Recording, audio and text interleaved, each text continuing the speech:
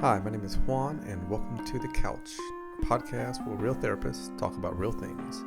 Please remember that we are therapists, but we are not your therapists, and this podcast is intended for educational purposes only.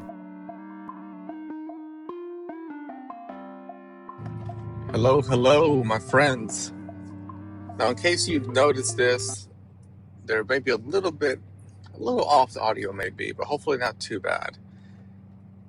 Today's episode is on why relationships feel just a little bit harder. Heck, maybe a lot harder after kids. And why don't we just start with this? It's not your fault, and it's not the kid's fault, right? It's something in between.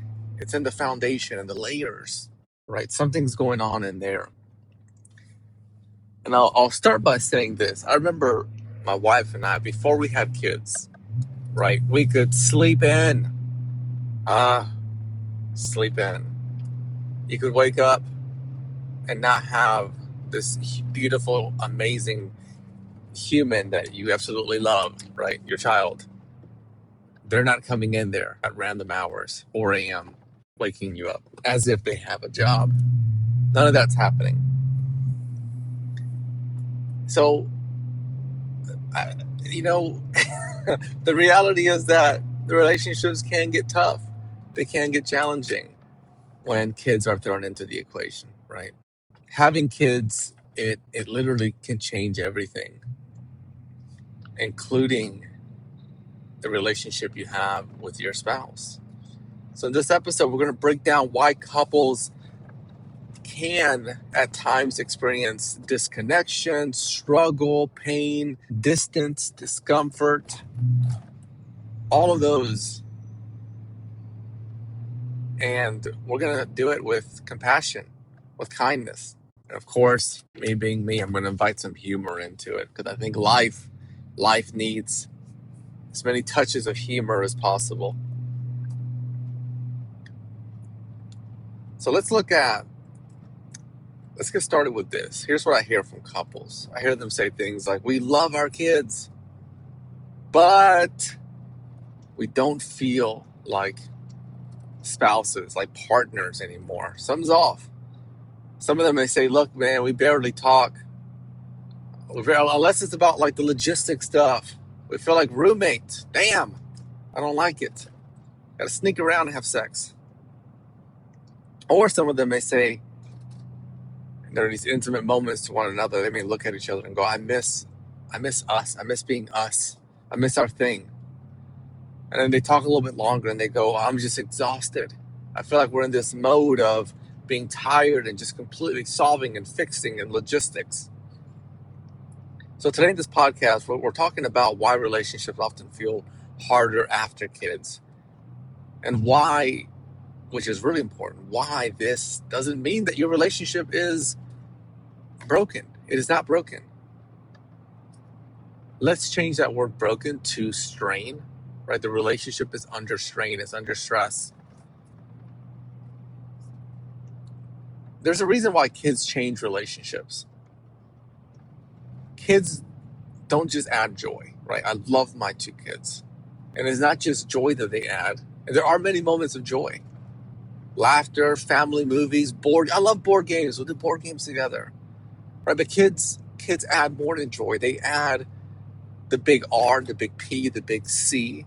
And the big R is they add responsibility. The big P is they add pressure. And the big C is there's a constant demand, right? I need this. There's something that I've noticed takes place. Before kids, a couple, right? You get home from work, your partner gets home from work, and what do? I remember what my wife and I would do before kids, right? We'd get home and we would just chill out. Fancy word for that is decompress. After kids, whoa, big change, right? You get home from work, and what happens? You get home from work and, somebody is now responsible for the cleaning. Somebody's now responsible for lunch or dinner, bath time, right? Quiet time, homework time. And all these responsibilities kick in. There's pressure to get them done at a certain point. My kids are in elementary, middle school, so there's that pressure of we gotta get homework done, right? So they're home around 4 or 5 o'clock. We gotta get homework done. We gotta figure out time for sports. We gotta figure out time for family dinner. We gotta figure out time for who's gonna cook the family dinner. And then my wife and I are trying to use that cooking time as a couple's time, right? To empower our relationship while being exhausted, while hearing our kids in the background who are supposed to quietly be doing their homework, yell something at each other, right? Just constant. And yeah, you know what? The truth is there's an element of exhaustion there. There's an element of exhaustion. I think it's important to be realistic of the situation. This is not saying do not have kids, right? I love being a dad. I love being a dad. I love being a husband. I love having a family. There's a lot of enjoyment in there. And the reality is there's pressure in there too. There's responsibility. So we want to look at this and think about, how do we approach this? Most couples, they don't grow apart after kids. That's not what I see as a couples therapist. Instead, I see that they get overwhelmed. That responsibility, that constant pressure, it really just causes an overwhelm. And then that overwhelm is what then starts to create what's called this invisible load. And I don't know who prepares us for the invisible load.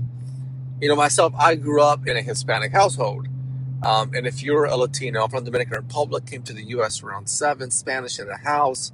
You walk into my kitchen, my mom is cooking arroz con pollo, which is rice and chicken.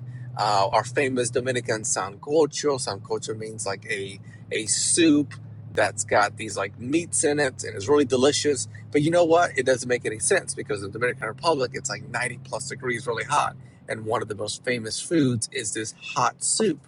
Not sure who came up with that, but it is delicious. So let's get back to the point. Kind of went on a tangent there. The point is that there's an invisible load that happens after kids, and we're not prepared for it. And I brought that example off of my upbringing because my household had that what I see at times as a typical. It could be like a typical Southern maybe, or a typical Latino household where there's my dad's role, and a lot of it was work. Work out of the home. And then my mom's role was cooking, cleaning, pretty much everything in the house. So I did have a little idea in my head that, when I get married, it's probably going to be like that, where I just get to work. I get to just go to work. How awesome is that? I get home, every meal's there, house is clean, right? No. And I'm not knocking, that lifestyle that works for different individuals. I just think it's important to kind of bring that up into how our individual upbringings and cultures can have an effect on the life that you build with your partner, whether there's kids or no kids. One of the biggest stressors that I find with couples that share with me after kids is the mental and emotional labor. I think about that as the invisible load.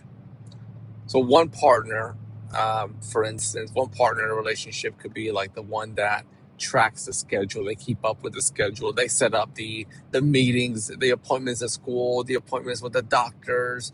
They're answering emails from texts from the teachers, right? All that household planning, trips, vacations, and that becomes a load, right, that they have to carry, a labor that they have to engage in, having an emotional and a mental impact.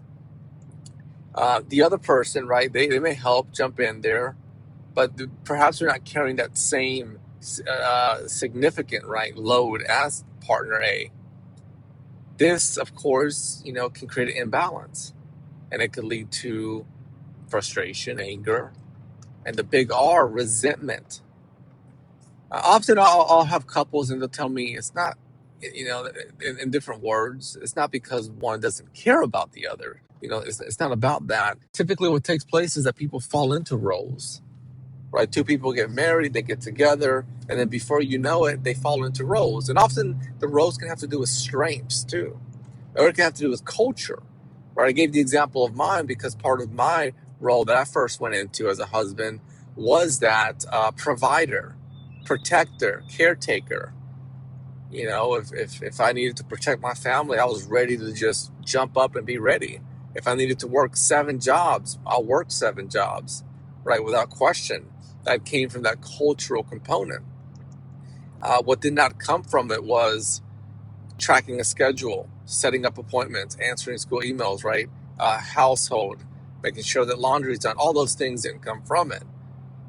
My wife, on the other end, right, she leaned much more towards direction, being much more comfortable with wanting to pursue planning and detail oriented, right? So you have my side, I'm taking that load, she's taking that load. And if we don't talk about it, right, that's where that imbalance can take place. It could lead to where either one person is working 7 jobs, right? And then the other one, maybe they're not, well, we'll just use the word pulling their weight.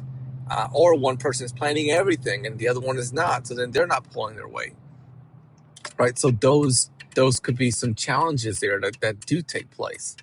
From our conversation here, we want to look at this invisible load. And to a degree, I really encourage you to talk with your partner about it. Get a sheet of paper out. It can just take a few minutes and then write down in there.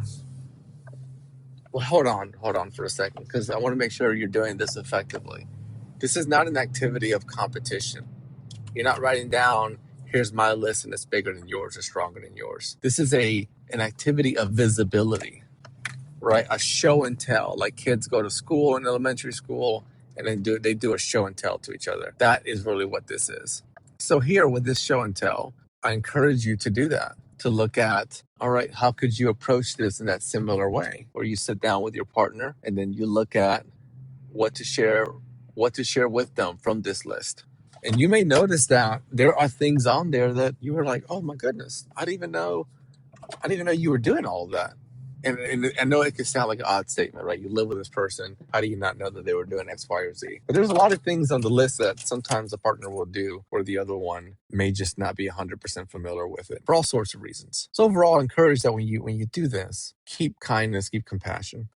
Remember, that imbalance, that invisible load, that can impact resentment. And over time, this interesting thing happens with resentment. Resentment begins to push intimacy, and it pushes it right off the foundation of the relationship.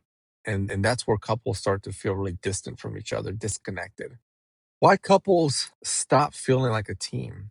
There's a couple I worked with at one point, and they shared with me, having kids at some point, we were partners. And I think of that word team. That's why I began with that statement of why couples stop feeling like a team. After kids, you may remember this. Let's go back to when you first had kids. You remember going into that survival mode? You probably do. I know. I certainly do. You're getting up at night. Your spouse, they're feeding the baby. And you're trying to wake up. You're drowsy. And you're like, oh goodness, I need some sleep. I remember my daughter, she would just have to be swaddled really tightly. Like I really got good at wrapping burritos through all the practice I had with her on using one of those large blankets and swallowing her. She just really enjoyed that compression, like wanting that sensory effect. And it wasn't the easiest thing to do late at night when you're already exhausted from a long day of work. So this survival mode, right, that we're talking about, I think that in its way begins to affect a relationship. What happens is couples have kids and kids are in the relationship, and then it just, day one, day two, month one, year one, and so forth. And then at some point before you know it, that survival mode is still alive. I see this when conversations in a therapy session, they shift to transactional conversation. I ask a couple, what do you guys mostly talk about? What do y'all mostly talk about? And typically what they'd say is logistics. What's for dinner? What's for lunch? What's for breakfast? Did you pick them up? Did you get this thing done at work? For their school, for their daycare. Did you sign that form? Right. So a lot of transactions. And those are okay, right? You do want those in a relationship. But what happens is when you stop acting like a team, right? Because you're in this survival mode, the question becomes, where are the emotional check-ins? And they start to kind of just like a mist in the morning, right? They start to kind of just go away over time. And it's not because you don't care about your partner, right? And a couple will share that with me. We care. I think the truth of it is that water bottle is pretty empty, right? It's depleted. When you stop feeling emotionally, right, seen, when your partner stops checking in on you, when you stop checking in on them, distance grows. And if we go back to what we were talking about earlier with the invisible load, that mental and emotional labor, think about that labor over time. And this causes this imbalance in your relationship. So maybe you're doing everything that has to do with the child, and you're working, and you're keeping the household, and it's just this labor, right? And you're not seen, and you're not appreciated for it, and resentment's building, and resentment just kicks intimacy right out the door. So it's not even in the house, it's not even across the street, it's like two neighborhoods over. Intimate, you can even see intimacy from your house. And at some point, right, at some point, you begin to see that distance grow, you feel it grow. For couples, this sometimes is often misinterpreted as falling out of love. They may say things like, "I feel like we're growing apart, man," or "I don't know if we were meant to be together." I had a couple one time. One of them pulled me to the side with that question. I'm not sure if we were meant to be together. And what I encourage them to do around there, right? My job is never to tell someone what to do. Instead, I encourage them to slow down, just to slow down a little bit. Imagine they hit a stop sign, they pause for a moment, and I try to encourage them to think about what state they're in. Are they in a survival state? Are they in a panic state? And typically, the answer comes out to be some sort of yes. And then they tell me they've been in there for a while. So what's really happening is a nervous system overload, right? So I think this is why having kids can be challenging in a relationship. And if you feel that strain, right, that stress that comes from kids, and then you start to question if you should be with your partner. And we've talked about the emotional labor and not being seen and not having those emotional check-ins and being in that survival state. Well, what takes place is there is a light switch that impacts your nervous system, right? Your nervous system is overloaded. Stress gets way too high, and likely your rest is probably low. So look, how can one person expect to connect with another one when they're very stressed, when they're depleted? It's very challenging, right? So I shared all of those points with you to kind of look at, hey, here's a painting of why a relationship can experience a strain, a rupture, if you will, after having kids. And now let's pull that all together and talk about what actually helps, right? What can I do? That's probably the question you're ruminating on. Tell me something. Come on, man. First, name the season, right? You ever heard that statement? Life has many, many, many, many, many seasons, right? Seasons are phases of life, stepping stones. So I could say this is hard because we're parenting, we got a lot on our plate. We're not failing, honey. And if I say a statement like this, right, to my spouse, what it does is it starts to push away that blame, right? Because we're both in this together. And if I'm sitting with her, right, having a cup of coffee, and then we talk about that, we talk about how hard it is to parent in this season of life, right? So if I did it with my spouse, our kids are elementary, middle school age, and I say, look, it is hard to parent at this age. And then she says, yeah, I'm exhausted. I go, me too. And then I say, I don't think we're failing. I think we're just tired, we're exhausted. We start to now take that blame, and it's not directed at each other. We start to become a team in this tough space. And maybe even after that, I could check in emotionally. How do you feel? What's on your plate? What can I do to help? Right. And then she could repeat those back to me. Second item you could look at is go back to that invisible load, right? I gave you the idea of that exercise, talked a little bit about it. And remember, it's not a competition. It's not about even splitting it down the middle, right? It starts with awareness, sharing the responsibility that's on your plate, the pressures that come with it, letting your partner know. And then from there, create a balance. And balance, rarely do I see that it's like this straight 50-50 down the middle. You get 10 things, I get 10 things. Because, the truth is, some of those items, if you got 10 and they got 10, each one individually has a different level of toughness, right? Maybe number one on there, taking out the trash, is like a level 2 toughness, but planning all the family trips is a level 50 toughness. And that's why at times splitting down the middle as the immediate thing to do can be ineffective. Third item to look at is boundaries, right? Boundaries is a sense of protecting what helps you move forward. So you and your partner, right, when you started your relationship, you probably had moments of connection, things that you did for fun. For my wife and I, it was always something to do with outdoors, right? A short walk, a hike. We live in the Greensboro, North Carolina area. So hanging out at Hanging Rock, Highland Mountain, driving towards that area, walking through Military Park, going back to our home ground at UNCG and walking through that campus, something around there. So for you, what are your moments of connection? They don't have to be huge, a whole 10-day vacation. It could be a short activity, even a morning cup of coffee. But here's what you do. You protect it. You set a real boundary, right? These micro moments, they will bring life to your relationship. 10 minutes of real, genuine conversation. Sit with each other and put those damn phones down. Put them down. Look at each other's eyes, right? That is how you reach the soul.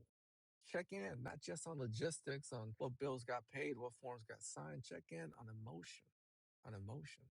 And then the last one, if you start to notice, hey, something's off. We do have a strain. We're not sure what to do. We're in that place of resentment. Intimacy is like 5 neighborhoods down. We need some support. Regularly reach out to my practice, Santos Counseling. Be happy to help. Reach out to somebody in your area. Get started. If you're listening to this and thinking, this explains us, I want you to know, many of us, right, including myself, our relationship has seasons. Relationship isn't a one season process where everything stays the same way. There's ups, there's downs. It's adjusting to the flow of life and adjusting together. I'd love, before you leave, if you would leave a review on the podcast. My goal is to share this with as many listeners as possible as a resource, a tool, improving life. I'd love for a review that helps the podcast grow, a share, a like. I will see you in the next episode, my friends.